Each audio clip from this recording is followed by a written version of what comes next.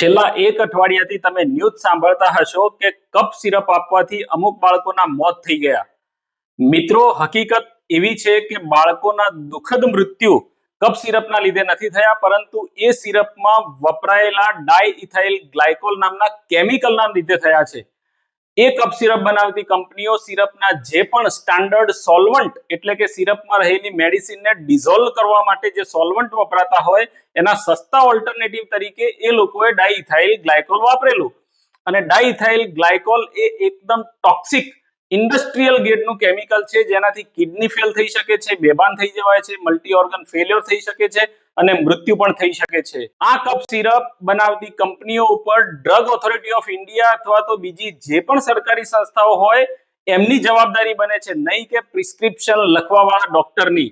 Doctor હંમેશા બાળકોના prescription એમની ઉંમર, એમનું વજન, એમની તકલીફના પ્રમાણે સાચા ટાઈમે સાચા ડોઝમાં જ આપતા હોય છે, પરંતુ એ સિરપની અંદર કંપનીએ કઈ મેડિસિન નાખેલી છે ચેક કરવાનું કામ ડોક્ટરનું કે હોસ્પિટલનું નથી, પરંતુ ડ્રગ રેગ્યુલેટરી ઓથોરિટીનું છે. કઈ બાટલીમાં કઈ મેડિસિન છે કે કયું કેમિકલ છે એ ચેક કરવાનું કામ સરકારનું છે. ગવર્મેન્ટ એપ્રુવ કરે એના પછી જ એ દવા માર્કેટમાં આવે છે. માતા પિતાઓએ પોતાના બાળકો માટે શું ધ્યાનમાં રાખવું? તો સૌથી પહેલું, ક્યારેય કોઈ દિવસ તમારા બાળક માટે કોઈ પણ મેડિસિન, પછી શરદી ખાંસી હોય, તાવ હોય, ઝાડા ઉલટી હોય, પેટનો દુખાવો કે માથાનો દુખાવો હોય કે બીજી કોઈ પણ તકલીફ હોય, તો બાળકોના ડોક્ટરને બતાવ્યા સિવાય કોઈ પણ મેડિસિન લેવી નહીં. બીજું, ઘણી વખતે માતા પિતાઓને આદત હોય છે કે શરદી ખાંસી થઈ હોય તો ડોક્ટરે જે મેડિસિન લખી હોય એની એ જ મેડિસિન 2-4 કે 6 મહિના પછી જ્યારે બાળક ફરીથી એવી જ તકલીફ કરે તો એની એ જ મેડિસિન એને આપે છે.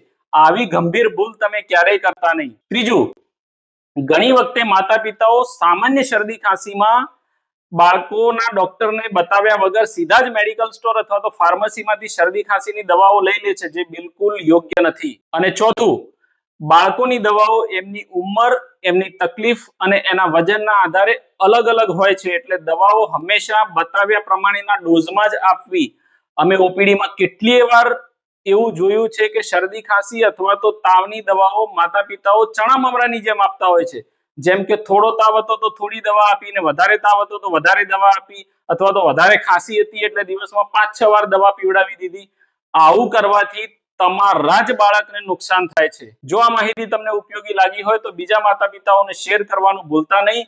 અને આવી ઉપયોગી માહિતી માટે અમારી YouTube ચેનલને ફોલો અને સબસ્ક્રાઇબ કરવાનું ભૂલતા નહીં. આભાર.